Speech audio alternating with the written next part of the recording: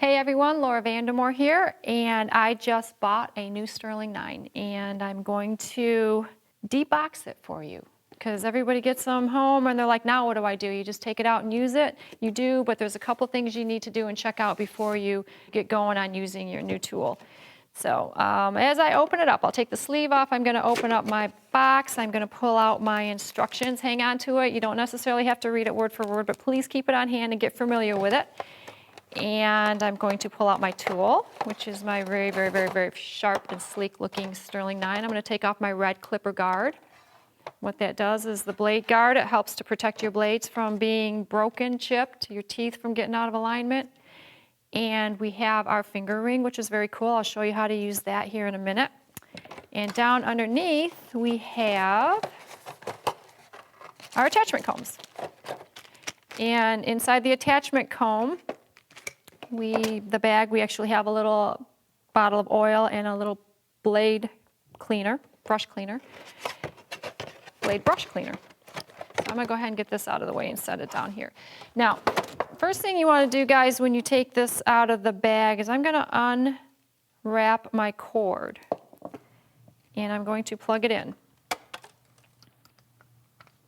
And before you use your tool, you want to make sure that your blades are lined up. You want to make sure that they're well oiled.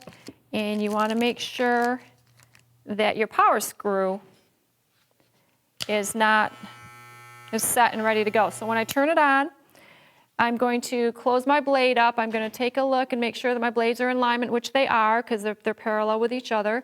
And I'm going to go and turn it on. And I'm not going to open this up, but I'm going to take and I'm going to drop oil on each corner and maybe one in the middle and just let it go back and forth into my blade. I'm going to take my taper lever, open and close it to make sure that that oil is evenly distributed.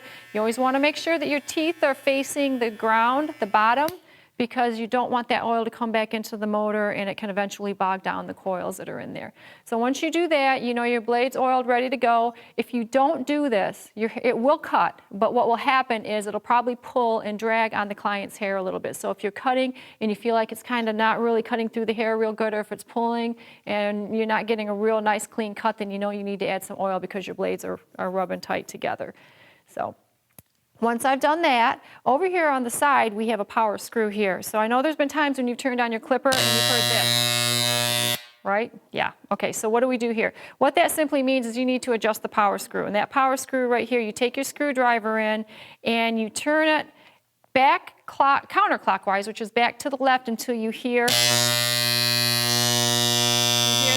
stop. And then once you do, you turn it just one more, like quarter of a turn, a little bit just to set that. So what that does is that frees up, it makes sure that the blade is running at the optimal speed, because when it comes out of the box, while it's still factory, it's factory set, you want to make sure that you adjust that power screw to make sure that the blade is running at the highest power that it possibly can. And if you happen to, now this is one thing you don't want to do, if you happen to turn it too far to the right, which is clockwise, it will actually freeze these blades up so where they can't move. So if that does happen and you think that, oh, my clipper's broke, it's not. Just simply take the screwdriver and turn it back counterclockwise, turn it to the left until your blades start moving again, okay? But you want to make sure that you do check your power screw. And a lot of times if you plug it in and if it does start that clanking noise, it could simply be because you transported it in your purse or something when you were going home to cut hair, or the wattage coming from the outlet is a little bit more and it kind of just offset it a little bit. But either way, just make sure you have a screwdriver on hand and you can always adjust it and you're set to go. You don't need a new set of clippers. Okay, so that's the power screw. Inside the Sterling 9, we have a bonus, which is our finger ring. And this finger ring is very cool. It serves a couple of different purposes, but any of our tools, our clippers that have the plastic back here, you can use this finger ring with. If you take the top of the clipper ring right here and you simply insert it up underneath the blade, it fits on any of our clippers that have the plastic back that are corded, not the cordless ones, and then you snap it into place just like that. So this allows you freedom and mobility with your tool. If you have smaller hands, this clipper can be a little bit hard to hold into your hand and you'll have a tendency to want to grip it tight, but the clipper ring will allow you to loosen up your freedom so that you have the flexibility and the dexterity to move around your haircut and you can be more fluid in and not be real jerky and be able to create nice smooth blends and things like that. But that's what the clipper ring is about, the finger ring. Okay, now the blades, blade adjustment. It is not necessary to take your blades apart to clean them. You don't have to do that. The only time you really need to take your blades apart is if you're going to change them out because you broke one. So when you have your blade is out of alignment and you need to adjust it, all you need to simply do is loosen each screw. And if you have a 3-hole clipper blade, you loosen the center one, but you just simply loosen the outside screws. You can see how that loosens this up. So I want my taper lever pulled all the way up.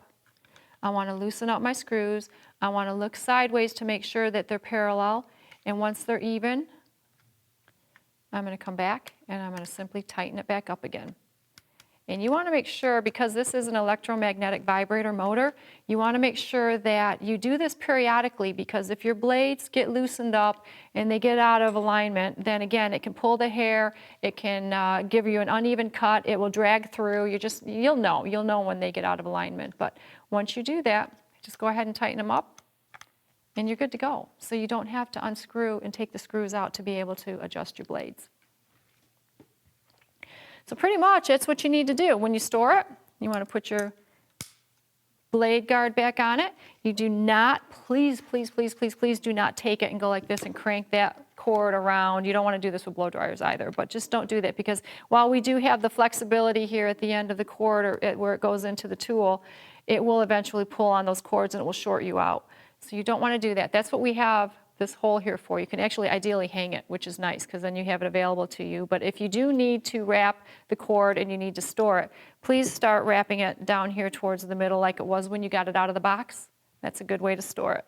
So besides that, it's real simple, good to go. Maintain it. When you're done with your haircut, you want to take and clean off with a brush, or what I like to do is take an air can, a compressed air can, and I like to stick it in between and just shoot those hairs out, which is important to do periodically, because that helps to keep the oil and the little hair clippings from getting gumped up and clogging down on the inside of the blade there. So while it's good to brush in between when you're doing haircuts and just to keep it clean, when you're done at the end of the day, take that compressed air and blow it out and get out all of your hair, I call them hair boogers, but get out all of the hair globs, and then wipe it down, drop your oil into it, and you're good to go. And always make sure that you sanitize with your cleaning clip as well.